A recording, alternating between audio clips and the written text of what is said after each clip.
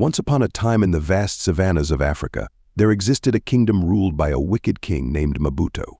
His reign was marked by cruelty, oppression, and tyranny. Mabuto cared little for the well-being of his people. Instead, he focused solely on expanding his power and wealth. Under Mabuto's rule, the kingdom suffered greatly.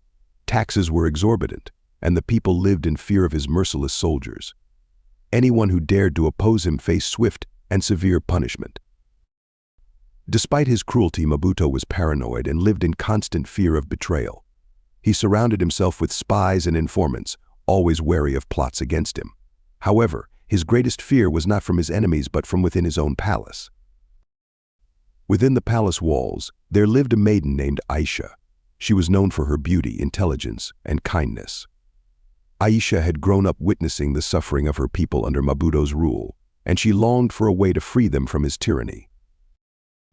Aisha knew she had to act, but she also knew that confronting the king directly would mean certain death. So she devised a plan to end Mabuto's reign without him ever suspecting her involvement. Using her wit and charm, Aisha gained Mabuto's trust and became one of his most trusted advisors.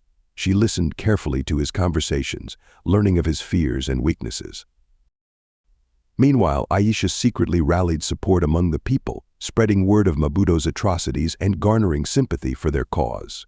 Slowly but surely, a rebellion began to take shape. As tensions within the kingdom reached a boiling point, Aisha saw her opportunity.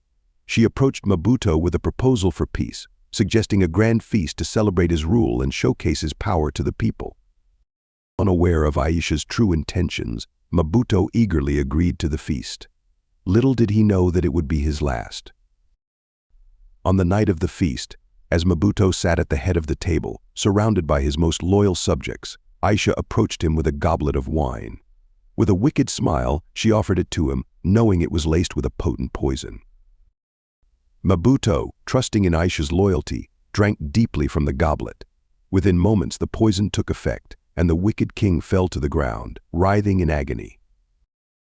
As Mabuto's life slipped away, Aisha stood over him, her eyes filled with both sorrow and triumph. The people rejoiced as news spread of the tyrant's demise, and Aisha emerged as their hero, the savior of the kingdom.